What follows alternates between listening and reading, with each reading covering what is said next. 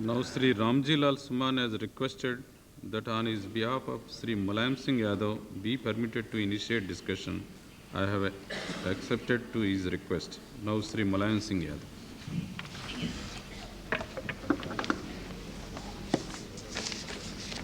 अध्यक्ष महोदय,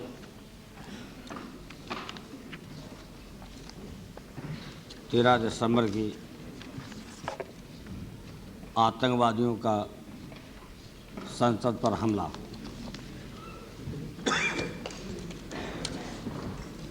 ये एक गंभीर ही घटना नहीं, देश के लिए गंभीर चुनौती है।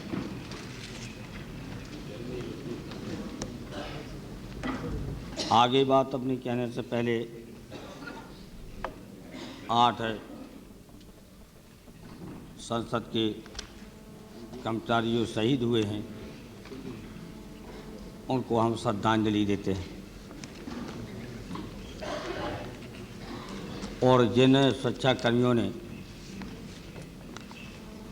या अन्य संसद के कर्मचारियों ने बहादुरी के साथ आतंकवादियों का मुकाबला किया और एक बहुत बड़ी नहीं कहिए वो विनाशकारी देश की घटना को बचा लिया, उनको हम बधाई देते हैं। जहाँ तक 13 दिसंबर की आतंकवादियों की साजिश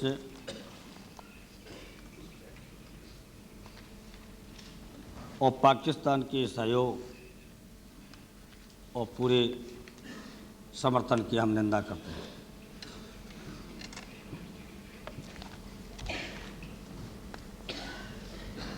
लेकिन राजनीति से उठकर के इस गंभीर की चर्चा को हम स्वयं हम चाहते हैं कि बने। देश के हित में जो सरकार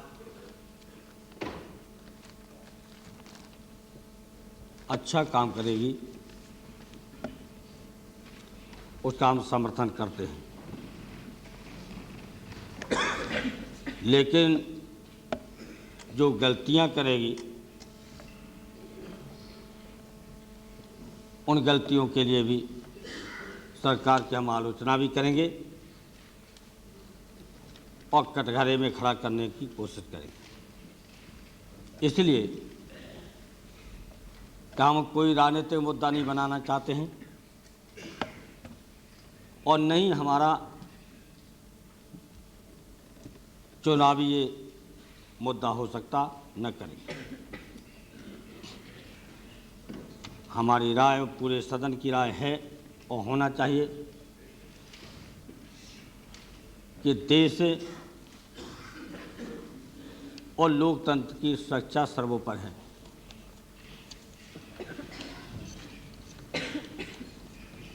तेरह दिसंबर की घटना और आतंकवादियों के हमला के बाद ये सोचने के लिए जरूर मजबूर हो रहे हैं, क्या देश की सीमाएं सुरक्षित हैं और क्या देश के नागरिक सुरक्षित हैं।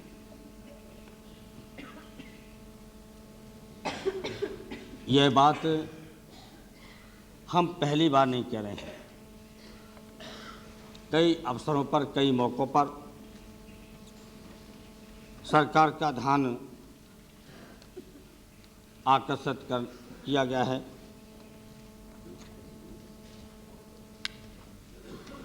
और स्वयं प्रधानमंत्री और गृहमंत्री जी ने स्वीकार भी किया है।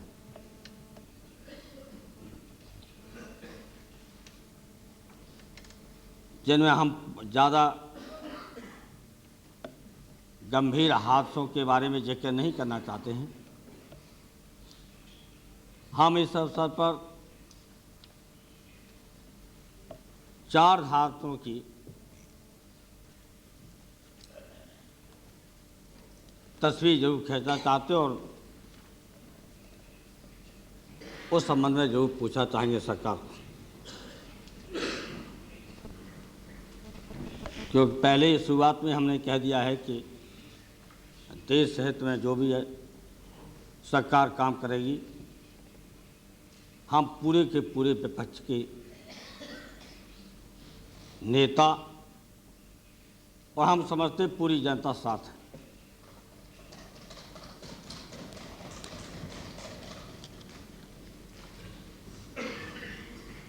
पहली हमारी आपत्ति है कि बार बार सावधान, बार बार चेतावनी देने के बाद भी सरकार ने देश की जनता और कई मौक़ों पर विपक्ष को और कई अवसरों पर ये भी खबरें हैं, सूचनाएं हैं कि अपने सहयोगी मंत्रियों को भी विश्वास में नहीं लिया और सेना को भी विश्वास में नहीं लिया। कहाँ तक ये खबरें सच हैं, कहाँ तक नहीं हैं, इस संबंध में माननीय प्रधानमंत्री जी या गृह मंत्री जी हिस्सा लेंगे इस गंभीर चर्चा में, वो जरूर बताएंगे। कारगिल का युद्ध जिसमें असावधानी बरती गई, रिपोर्ट भी आ गई।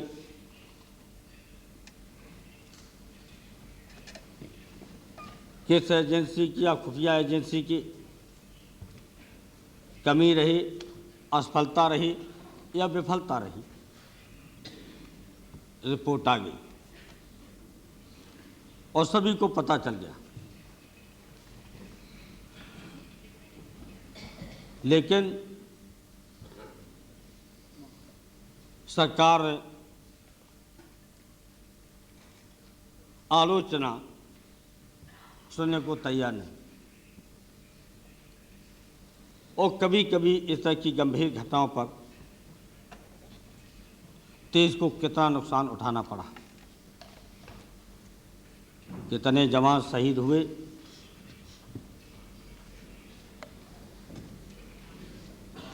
और आर्थिक दृष्टि से भी देश को कितना नुकसान हुआ, चाहे वो पर्यटन की दृष्टि से हो, चाहे व्यापार की दृष्टि।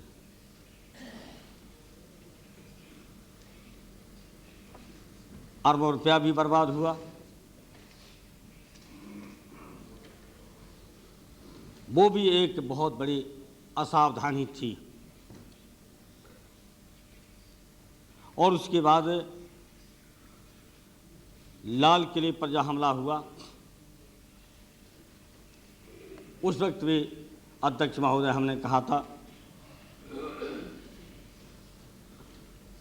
अब देश का कोई भी नागरिक सुरक्षित नहीं है। और उसके बाद कश्मीर की विधानसभा पर विनाशकारी हमला हुआ।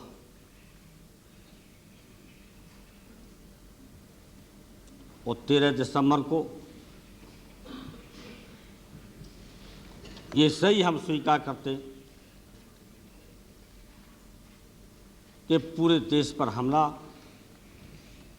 और देश के लोकतंत्र पर हमला, और शायद विश्व में इतनी बड़ी घटना एटम बम में इस्तेमाल युद्ध में भले हुए हों, लेकिन ये सबसे बड़ी घटना हम इसको मानते हैं और बड़ी गंभीर चुनौती मानते हैं, गंभीर हादसा मानते हैं और विफलता का शर्मनाक उदाहरण भी मानते हैं। और इसी लोकसभा के निकट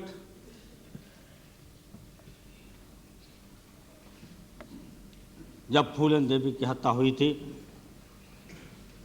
उसमें हमने ही नहीं, आदरणीय चंद्रशेखर जी ने भी बहुत सावधान किया था। कि राष्ट्रपति भवन, सांसदों का निवास स्थान और संसद के थोड़ी ही दूर दिल्ली के सबसे सुरक्षित स्थान पर संसद के चलते सांसद की हत्या उनके दरवाजे पर ही की गई।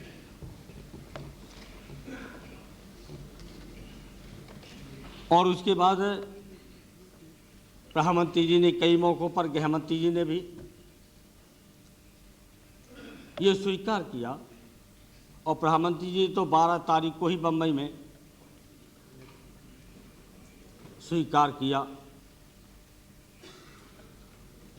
कि संसद अब आतंकवादियों के निशाने पर है। गृह मंत्री जी ने भी बार बार कहा कि संसद आतंकवादियों के निशाने पर है। अफगानिस्तान के आतंकवादियों के सफाया के बाद ये आतंकवादी प्रवेश करेंगे भारत के अंदर, देश के अंदर। खुफिया एजेंसी ने पूरी की पूरी रिपोर्ट सरकार को पहले से ही दे दी, और उसके बाद भी संसद पर हमला हो गया। अब सरकार देश की सुरक्षा या सीमा की सुरक्षा करने में कितनी गंभीर है, और हम लोगों से क्या समर्थन चाहते हैं, तो वो तो हमने पहले ही कह दिया कि देश का सवाल है। देश के सवाल पर हम पूरा का पूरा समर्थन आपको, देश को देते हैं, देंगे। लेकिन सरकार कितनी गंभीर है ये स्पष्ट इस बहस में आ जाना चाहिए, उत्तर में आ जाना चाहिए। लेकिन हम महसूस करते हैं कि इतने हादसों के बाद सरकार अगर गंभीर होती तो हम विपक्ष को विश्वास पे लेना चाहिए। हुर्रियत के लोगों को बिना शर्त छोड़ा गया, विपक्ष को विश्वास में नहीं लिया गया। और खबर तो यहाँ तक है कि जम्मू कश्मीर के मुख्यमंत्री को भी विश्वास पे नहीं लिया गया। माननीय गृह मंत्री जी ने जिन संगठनों का जिक्र किया है, जिनका नाम लिया है, वो भी संगठन कौन है?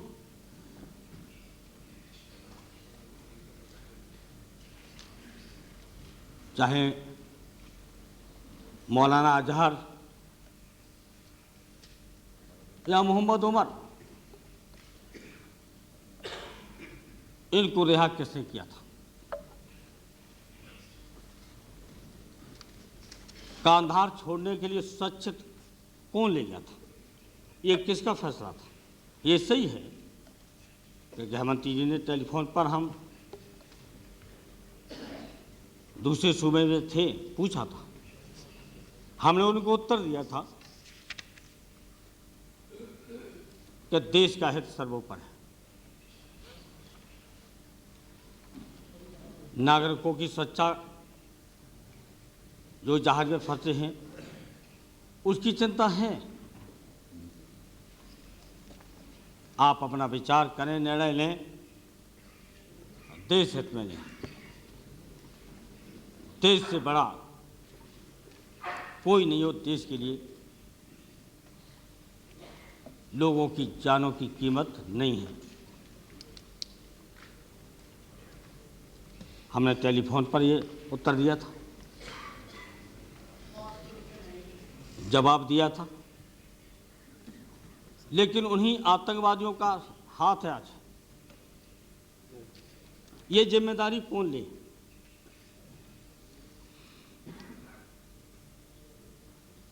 और उन्हीं पर प्रतिबंध लगाने के लिए हम यूएन में गुहार करते हैं देश में घूम घूम करके गुहार करते हैं कि जिनको कांधा छोड़ करके आए थे उन्हीं पर आप प्रतिबंध लगाओ। ये कितनी विडंबना है, देश की सुरक्षा के लिए कितना हास्यास्पद आज दुनिया के अंदर ये तस्वीर है हमारे देश के सम्मान की और हमारी सुरक्षा की। इस पर विचार करना पड़ेगा। ये आलोचना के साथ साथ देश हित में सावधान करने के वक्त है, इसलिए इन सवालों को हम रख रहे हैं। और जहां तक कि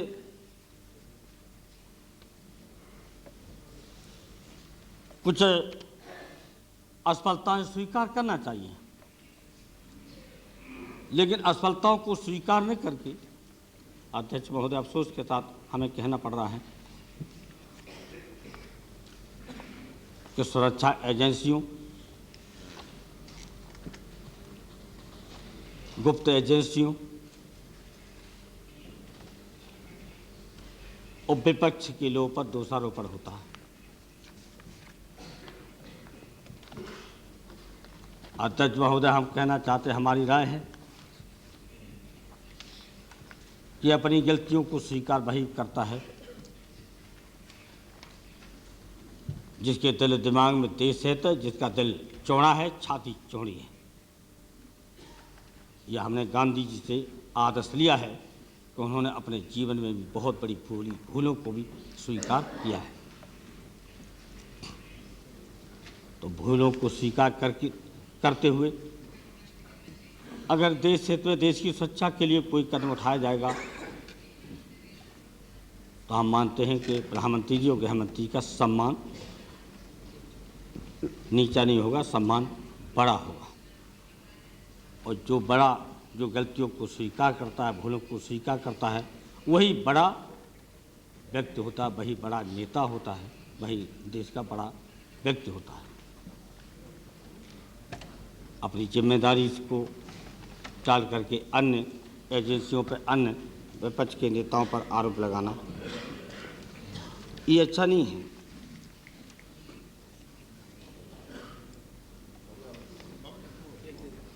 उस पर तो हम बार बार तारीफ करेंगे कि जिस तरह से जो खबर है, रिपोर्ट आई है, अखबार में मैंने पढ़ा है, इस पर तो अभी नहीं आया है वक्तव्य में कि सुरक्षा कर्मियों ने जयमाला लगा करके कार में रखे बारूद के विस्फोट से संसद को बचा लिया। और ये भी सहयोग है, सौभाग्य है देश का। हम सारे सांसदों और सारे नेताओं का सौभाग्य है कि किसी तरह सदन अजन हो गया था। उनका समय, उनकी रणनीति, उनका षड्यंत्र सही समय पर था 11:40 का, कि शून्य काल में सारे के सारे नेता बैठते हैं। सांसदों की बहुत बड़ी संख्या सदनों में रहती है, राज्यसभा हो या लोकसभा। लगभग 800 सदस्य हैं दोनों सदनों के। हम लोग दूसरे लगभग अंदर रह गए होंगे, जैसी रिपोर्ट दे रहे थे संसदीय कार्य मंत्री जी। हम तो 2 मिनट पहले ही आपके चैम्बर से निकले थे, सांसदों से बात करने लगे थे। लिफ्ट पर ऊपर जाते ही फायरिंग और आवाज़ें आने लगी। तो ये तो संयोग है, ये तो प्रकृति का भी कुछ हाथ रहा हम सब लोगों पर। लेकिन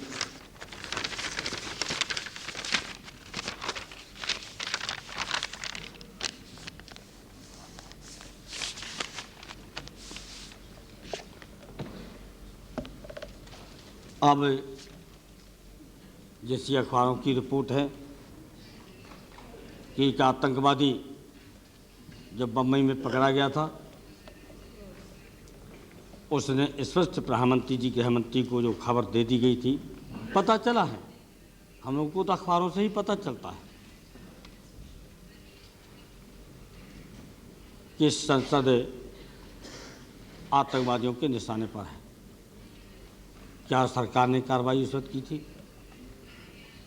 4 हादसे हमने बताई दिए, वो तो छोड़िए, कारगिल का युद्ध हुआ है, कार्रवाई हुई है।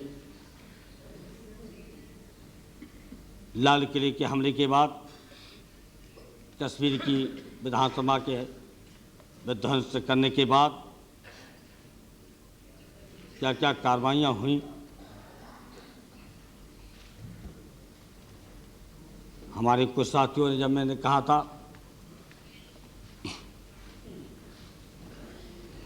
कि अब वक्त अच्छा है पहलगांव के बाद कि आतंकवादियों पर हमला हो, आतंकवादियों के कैंप पर हमला हो, उसका हमने जिक्र भी किया था, क्योंकि उस वक्त अलीगढ़ विश्वविद्यालय पर हमला हो रहा था। लखनऊ में भी नदवा में हमला हो चुका था, विश्वविद्यालय में आजमगढ़ के मदरसों पर भी हमला हो चुका था, कानपुर में भी हमला हो चुका था। सरकार की पुलिस का, सरकार के सुरक्षा बलों का आज वो असली पकड़ गए हैं, चिन्हित किए गए हैं। जितने भी चिन्हित किए जाएं, जांच पड़ताल में किसी भी धर्म के हों, चाहे हिंदू हों चाहे मुसलमान हों, उनके खिलाफ जितनी सख्त कार्रवाई कर सकते हो करो। प्रदेश में सिमी पर प्रतिबंध लगाया गया, जिसने लादेन के पोस्टर लगाए थे, इन्होंने उसका विरोध किया था। ये क्या था? हम तो जानते थे अध्यक्ष महोदय, सरकार के हम हनुमान चालीसा पढ़ें, कीर्तन करें, तब ये खुश होंगे, तब भी खुश नहीं होंगे, क्योंकि ये सवाल देश की जनता के सामने हैं और देश की जनता जानना चाहती है, और देश की जनता के भावनाओं का, और चाहे सेना की भावना हो, चाहे गुप्त एजेंसी की हो, और मैं मानता हूँ पूरे सदन की, जिनका देश से प्रेम है, वो आज देश हित में सही बात यहाँ करेंगे। हम देश को धोखा नहीं देंगे, हम देश की जनता को धोखा नहीं देंगे, हम सेना को धोखा नहीं देंगे, किसी एजेंसी को धोखा नहीं देंगे। सही बात है, देश के साथ हैं। बार बार जो कहते हैं खड़े हो जाते हैं, जब हम ये कहते हैं और अब कहना चाहते हैं कि सारे जितने भी 16 करोड़ 15 करोड़ मुसलमानों में 1 लाख 2 लाख 3 लाख जितने में आतंकवादियों को समर्थन दे रहे हैं, सहयोग दे रहे हों, उनके खिलाफ कड़ी से कार्रवाई करो, लेकिन सारे मुसलमानों पर शक करना बंद करो। ये कहेंगे हम, तब आप ये कहेंगे कि मुलायम सिंह को तो मुसलमानों का वोट चाहिए। ये बात बंद करो प्रधानमंत्री जी, गृहमंत्री अपने लोगों से, चारों तरफ गली गली में चारों तरफ कहते हैं मुसलमानों का वोट चाहिए मुलायम सिंह। अगर वोट का सवाल नहीं है आज, लेकिन जब आपके माननीय सदस्य खड़े हो जाते हैं, ये सबसे ज़्यादा बोलते हैं, तो हम कहना चाहते हैं हमें तो सबका वोट चाहिए। जब मौका आएगा, आज नहीं, वोट का मैदान अलग है, और हमें हिंदू का भी चाहिए, सिख का भी चाहिए, मुसलमान का भी चाहिए, गरीबों का भी चाहिए, सबका चाहिए, और देश को तो आपका भी चाहिए। और जिनको मुसलमानों का वोट नहीं चाहिए, वो अपने चुनाव घोषणा पत्र में लिख दें कि हमें नहीं चाहिए। यह चुनाव का सवाल नहीं। इसलिए हम आज शुभकामनाएं पेश करते हैं तो बहुत सारे माननीय सदस्य, उपराष्ट्रपति जी जो स्वस्थ और सुरक्षित बच गए, बच्चे तो सभी लोग हैं,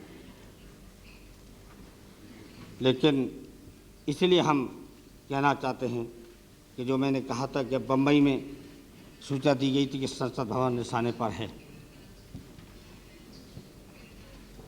हमारी जिम्मेदारी जो आज बात कह रहे हैं वो देश और संसद के प्रति है। उस जिम्मेदारी को हम निभाने की कोशिश कर रहे हैं। ये संसद में हम आए हैं, इसे किसी माननीय सदस्य को बुरा नहीं लगना चाहिए। देश की सुरक्षा का हम मानते हैं कि सबसे बड़ा मुद्दा है, इससे बड़ा दूसरा कोई मुद्दा नहीं।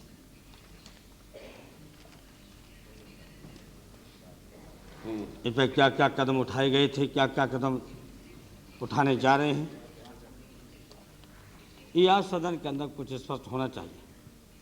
सेना संबंधी आप कुछ कदम उठाएंगे, हम नहीं कहेंगे, यहाँ न मजबूर करेंगे क्या क्या उठाने जा रहे हैं। ये सही है कि हमने कहा कि 2 साल पहले 1.5 साल पहले के कैंपों पे हमला करने के अलावा कोई रास्ता नहीं बचा है, लेकिन आज की परिस्थिति बदली है। जो सूचनाएं मिली हैं वो ट्रेनिंग कैंप जितने सीमा के किनारे थे वो सारे के सारे जनता, वहाँ की जनता के बीच अवैध रूप से अधिकृत पाकिस्तान पर है कश्मीर, उस जनता के बीच प्रवेश कर गए और भारत की फौज की सेना के बीच प्रवेश कर गए। वहाँ से ट्रेनिंग कैंप हट गए। जो खबर है, गृहमंत्री को जो खबर मिली होगी, गृह मंत्री जी को खबर मिली होगी, विदेश मंत्री जी को खबर मिली होगी, वो उनको पता है, लेकिन हमें अपने माध्यमों से पता मिल रहा है। अगर ये कार्रवाई है, कोई कार्रवाई ऐसी करना चाहते हैं तो अब उसको गंभीरता से करना। आप जब देश हित में कोई कार्रवाई करेंगे तो हम वचनबद्ध हैं, देश के साथ हैं, पूरा देश साथ खड़ा होगा।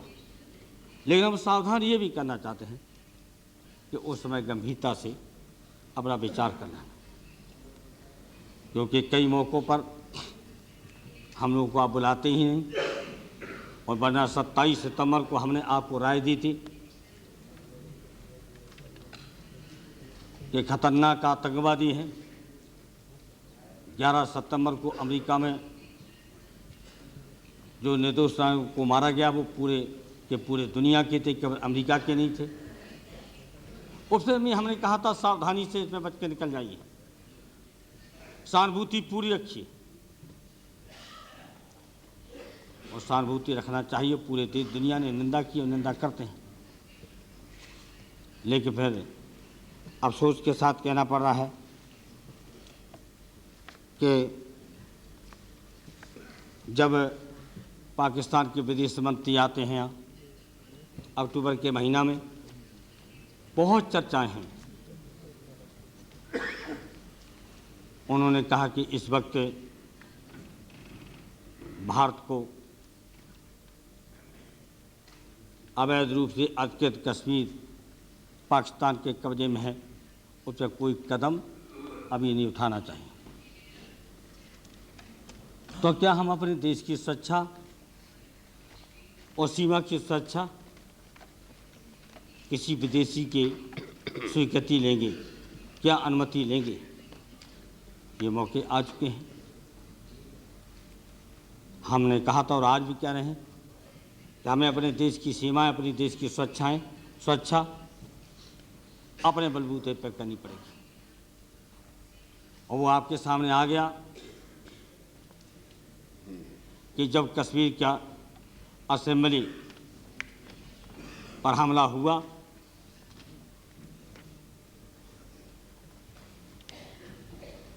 तो बड़ा भरोसा जिन पर रखती थी सरकार, उस देश की भूमिका क्या रही। खबरें तो यहाँ हैं कि CNN में उस खबर को भी नहीं लिया गया, छापा भी नहीं, बताया भी नहीं गया।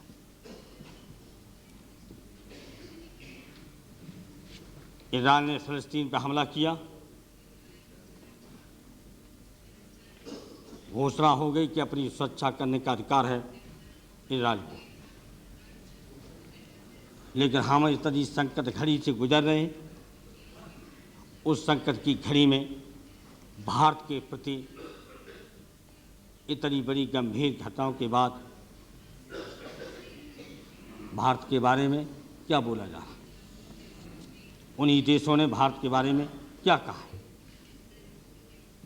क्या भारत को अपनी सुरक्षा करने का अधिकार है? ये नहीं कहा गया। इस पर भी विचार करना पड़ेगा। आपको बताना होगा। अच्छी बात है कि आप किसी के ऊपर निर्भर नहीं हैं, लेकिन जो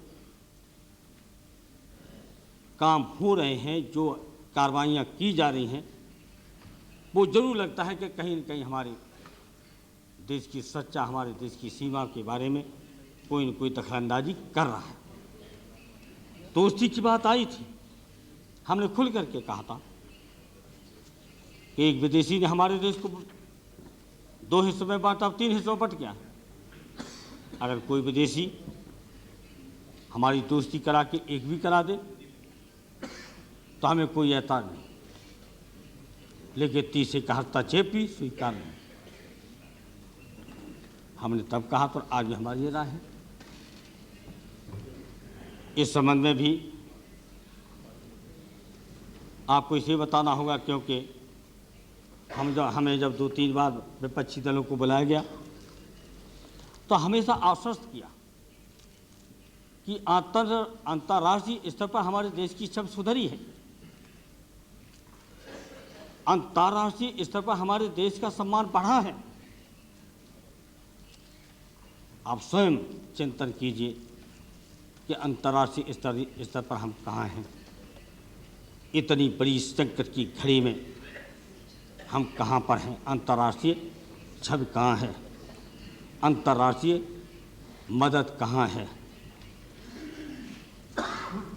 आपकी कूटनीति, आपकी विदेश नीति क्या परिणाम है कि हम आज अलग थलग इस संकट की घड़ी में हैं? हम महसूस करते हैं हमारे साथ अब दुनिया का कोई मुल्क खुल करके साथ नहीं है। फिर अंतर्राष्ट्रीय छवि कहाँ अच्छी हुई? अंतर्राष्ट्रीय सम्मान आपका कहाँ है? हमने आपको सावधान किया था 27 सितंबर को कि गुटनिरपेक्ष नीति को मत त्यागो। गुटनिरपेक्ष नीति के चलते तीसरी दुनिया का नेता था भारत। आज तो हम अपने पड़ोसी देशों के भी नेता नहीं, आज तो हम नेपाल के भी नेता नहीं, आज तो हम लंका के भी नेता नहीं। और तो छोड़ दीजिए, ये परिणाम है गुटनिरपेक्ष नीति को पूरी तरह से त्यागना, छोड़ना। क्या कूटनीति में हमारी असफलता नहीं? क्या विदेश नीति में हमारी असफलता नहीं? कि इतनी बड़ी संकट की घड़ी में भारत के साथ हमें कोई देश खुल करके नजर नहीं आ रहा है। इससे ज़्यादा अफसोस और हमको क्या हो सकता है? और इसलिए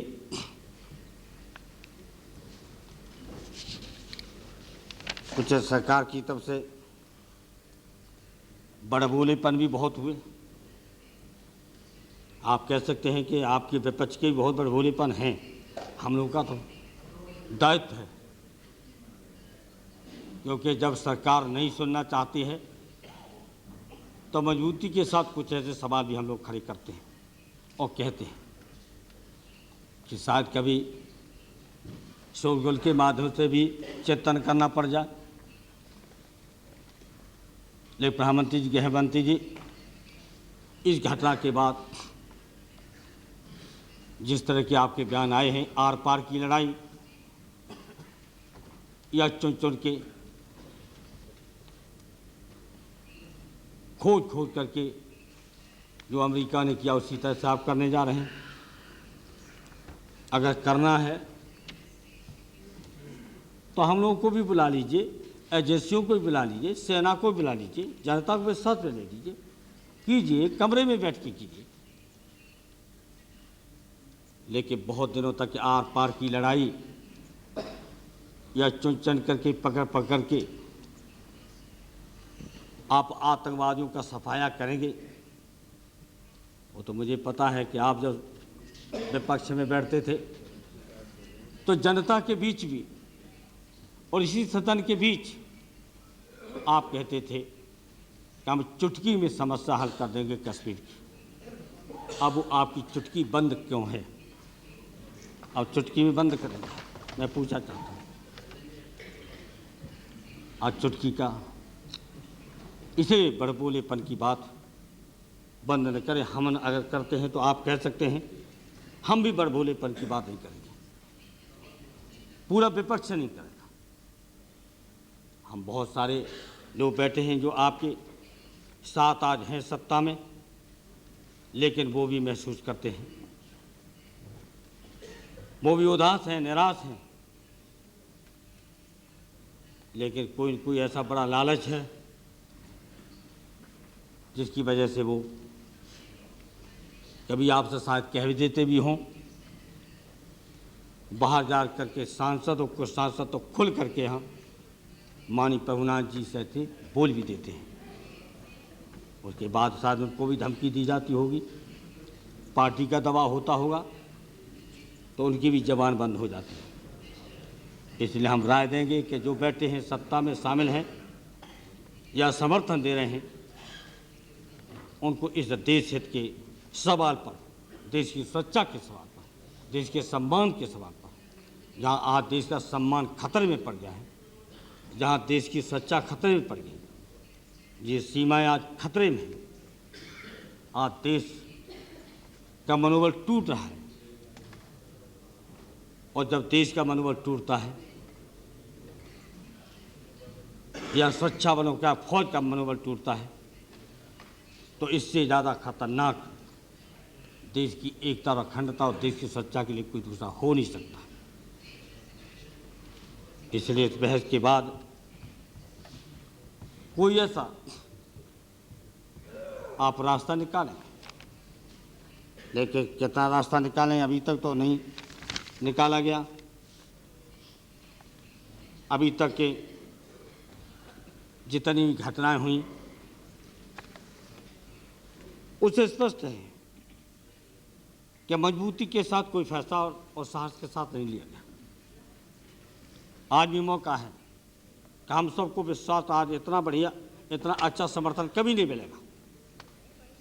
कोई रास्ता निकालो जो बेहतर समझते हो। वो तो आपके एजेंसी आपके पास है, फौज आपके पास है, सुरक्षा बल आपके पास है, जो बेहतर रास्ता निकाल सकते हो।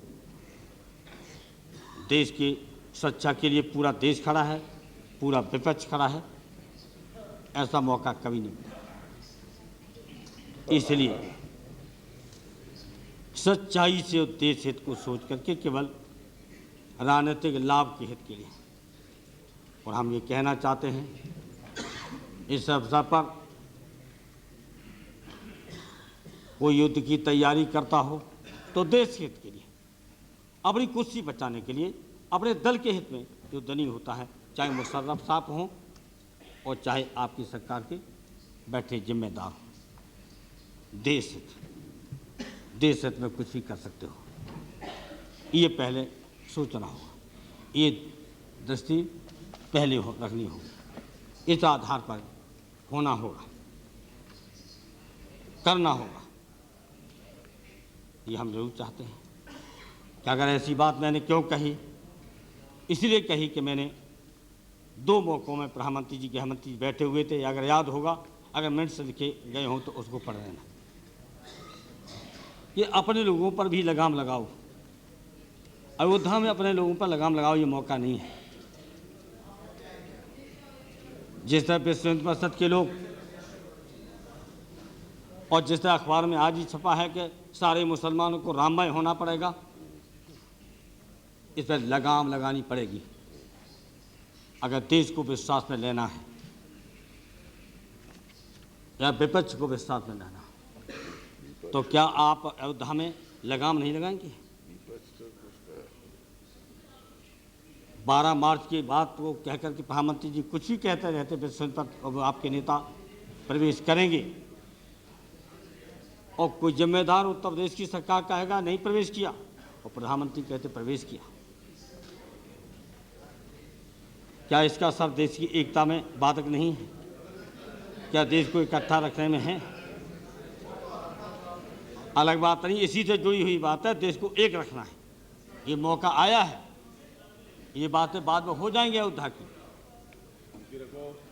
न्यायालय है, न्यायालय का पालन करना पड़ेगा। अगर देश को विश्वास में लेना होगा, हमें विश्वास में लेना होगा, हमारे विपक्ष को विश्वास लेना होगा, देश की जनता को विश्वास लेना होगा, तो आपको न्यायालय का इस वक्त न्यायालय पर छोड़ना पड़ेगा। देश का सवाल आज, तब का निष्पक्षता पर आप उंगली नहीं उठेगी, कोई नहीं, निष्पक्षता पर उंगली नहीं उठेगी क्या? वही कार्रवाइयाँ करेंगे तो प्रतिबंध भी होगा, और वही कार्रवाइयाँ उसी तरह की आप लोग करेंगे तो क्या करेंगे आप? ऐसा क्यों नहीं? 12 मार्च की बात अगर देश बजरंग दल कहता है, कहे, वो तो नहीं मानेगा, हम जानते हैं। मानेगा तो जरूर, लेकिन आप मनाएंगे नहीं। तब प्रधानमंत्री आपको 12 मार्च की बात नहीं कहनी चाहिए। हमारी दृष्टि में, हमारे चिंतन में वो 12 मार्च की तक आप हल और समाधान निकाल लेंगे, उनका बढ़ावा देना होगा। हम इसको स्वीकार, हम मानते हैं। आपको मौन रहना था, आपको बुला के बात करनी चाहिए, तो मौका नहीं है। देश की चारों सीमाएं बहुत लंबी सीमा है। नेपाल की सीमा पर भी हो ही रहा है, नेपाल में इमरजेंसी लगी हुई है। हमारे सुरक्षा बलों को जिस तरह से बांग्लादेश में जानवरों को भी नहीं टांग करके फेंका जाता, फेंक दिए गए, तो क्या ये मौका, क्या देश को विश्वास में लेना चाहते हैं? क्या सभी वर्गों को विश्वास में लेना चाहते हैं? क्या विपक्ष को आप विश्वास में लेना चाहते हैं? अगर ये कार्रवाइयाँ होंगी, ये कारगुजारियाँ होंगी, ये नफरत की बातें होंगी, तो आप विश्वास में ले क्या सकते, तो देश को बचा क्या सकते? देश के लिए तो सब इकट्ठे खड़े होंगे, तब बचेगा। और जो देश विरोधी गतिविधियों में संलग्न है, उसको तो चाहे आप फांसी पे लटका दो, हम कब आपसे एहतियात करते हैं। मुलायम सिंह जी, टाइम। ठीक है, जल्दी समय खत्म कर देंगे।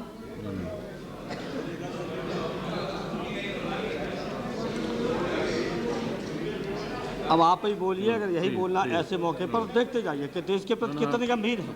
और मैं कहना चाहता हूँ, कोई हमारे लिए मेरे मत भाई, सुनिए सब, शांति सुनिए, ये गंभीरता से सुनना। मैं तो कह दिया है कि इनकी अच्छाइयों को हम कहेंगे, हम उसका समर्थन करेंगे, ये तो सुन लेंगे, लेकिन आपकी गलतियों को उजागर करेंगे तो सुनने को तैयार नहीं। इसको भी नियंत्रण करना पड़ेगा। प्रधानमंत्री क्या मत, ऐसा मौका नहीं मिलेगा। इतना संकट की घड़ी से कभी देश नहीं।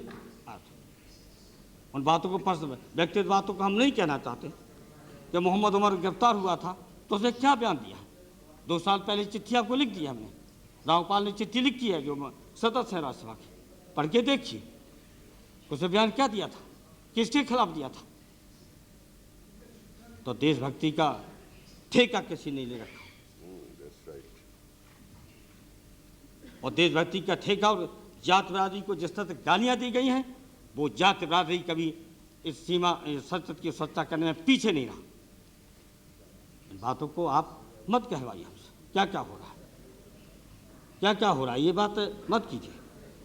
वंचित कर दो, पूरे देश से निकाल दो, समुद्र में फेंक दो जातियों को, जिससे आपको, जो आपके राजनीति में विरोध में है। इसलिए हम नहीं उन बातों पर जाना चाहते। अगर ये कहेंगे तो जाएंगे, हम तो देश के लिए साथ, फिर कुछ भी गाली देकर आप कहेंगे तब भी देश के साथ हैं। हमारी बात को नहीं सुनेंगे तब भी देश के साथ हैं। आप कहेंगे हम सरकार के साथ हैं, नहीं है, हम देश के साथ हैं, सरकार के हित में काम करेंगे, हम नहीं। इसलिए हम चाहते हैं कि सरकार आप खत्म ही करवाना चाहते हैं, तो हम फिर दोहराना चाहते हैं सरकार को, हमारे भाषण को खत्म कर, हम जल्दी कर रहे हैं। इसलिए हम जरूर कहेंगे, अब भी कहेंगे कि आपसे नहीं, आप नहीं ऐसा कर रहे हैं। पहली पंक्ति में बैठे और या मिनिस्टर हैं, तो एक तो हैं, वो भी बोलते हैं, बहुत बोल दिया था, बहुत पहले बोल दिया था, हम तो परमाणु शक्ति संपन्न देश हो गए हैं, जगह तय कर लो, समय तय कर लो, तारीख तय कर लो, ये कहा गया है। कुछ लोगों ने, आप नहीं कहेंगे, लेकिन कुछ कह रहे हैं उनको बंद करो। मंत्री पद पर रह करके भाषा दूसरी होती है, और मंत्री पद से नहीं है, नहीं मंत्री पद पर है, संविधान की शपथ नहीं ली है, तो भाषा दूसरी होती है। यह हम मानते हैं, है राजनीति है, उसमें करना पड़ता है। लेकिन जिन्होंने शपथ ली है, निष्पक्षता की शपथ ली है, कसम खाई है, उनको तो समझ के बोलना पड़ेगा। तब हम कहेंगे कि सारे के सारे आज लगातार मैं देख रहा हूँ कि लगातार पूरे हिंदुस्तान के मुसलमानों को आतंकवादियों से जोड़ने की कोशिश आपके कुछ संगठन कर रहे हैं। नहीं करना चाहिए। हमने कह दिया 1 लाख, 2 लाख, 3 लाख, 4 लाख, 5 लाख, 1 करोड़ हों, 1 करोड़ उनको कीजिए जो कार्रवाई करना चाहो कर।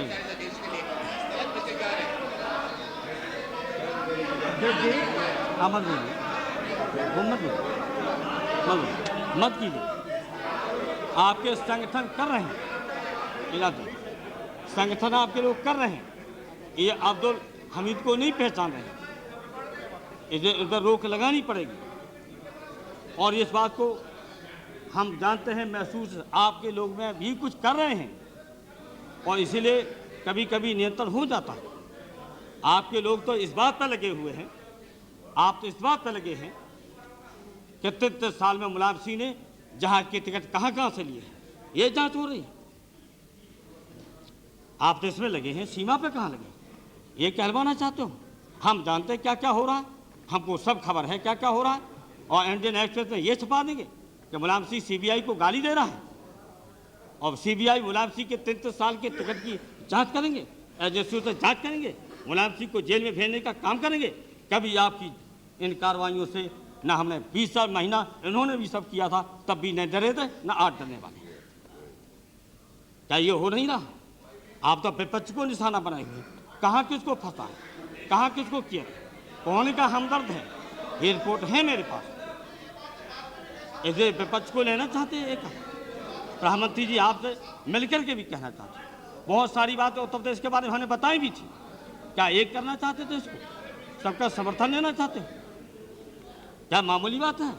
मैंने कभी नहीं हाउस के अंदर कहा। हम कहना चाहते हैं मित्रों, 33-44 साल की टिकट हमने कहाँ से लिए हैं, हमने कहाँ गए हैं, इसकी जांच बाकायदा सीबीआई के द्वारा कराई जाती है, पूछा जाता है। तो आप वहाँ तो खोजबीन कर नहीं रहे कि आतंकवादी कहाँ हैं। आतंकवादी दिल्ली में है, आतंकवादी यहाँ है, जहाँ भी हों, यहाँ लोकसभा के अंदर नहीं, यहाँ के माने दिल्ली में। ये हमारा अतलियो नहीं मतलब है, ये तो मतलब लगाएंगे। प्लीज, ये देश का सवाल है ही इनके दिमाग। ये तरीका बनवाइए, आप करवाइए, नहीं पर करवाइए, नहीं कराइए। तो चलिए फिर बोलिए, हाँ कोई तरीका है। प्लीज, हमारी ये क्या कर रहे हैं? बिल्कुल दे रहा हूँ, अगर विश्वास है। अब आप बुलवाइए, नहीं बुलवाइए। Nothing should go on record, please. Please, Mr. Sobi, please. Mulayam Singh ji, please conclude. Please. मेरा यहाँ पर संसदीय बनी है, हमारा यहाँ के मतलब है दिल्ली, और ये है, हाँ वही सही है। और चोर की दाढ़ी में तनका है, चोर की दाढ़ी में तनका है। हमारा यहाँ का कभी मतलब हो सकता है? आप उम्मीद करते हैं, आप विश्वास करते हैं? तक महोदय, हम तो यहाँ माने दिल्ली जहाँ बैठे, इसलिए हम चाहते हैं कि संकल्प और पुरुषार्थ की आवश्यकता है प्रधानमंत्री जी, गृहमंत्री जी। और आपको मैंने राय दी थी कि राष्ट्रीय एकता परिषद की तत्काल बैठक बुलाइए, और मैं कई सवाल ऐसे हैं वो राष्ट्रीय एकता परिषद में भी सवाल आ जाना चाहिए। आप कहाँ कब क्या क्या करेंगे? मैंने आपको राय दी थी, और जब आपको हमें विश्वास में लेना है, सबको विश्वास में लेना है, तो आपको जो मैं कह रहा हूं उन पर भी अमल करना है कि ज़्यादा विपक्ष को अपमानित सत्ता में रह के मत कीजिए, और सत्ता हमेशा किसी के साथ नहीं रही है, ये दिमाग में रखना चाहिए। इसलिए अयोध्या की बात बंद करो, इस बात को न्यायालय पर छोड़ दो, और सब एक होकर के देश छोड़ेगा।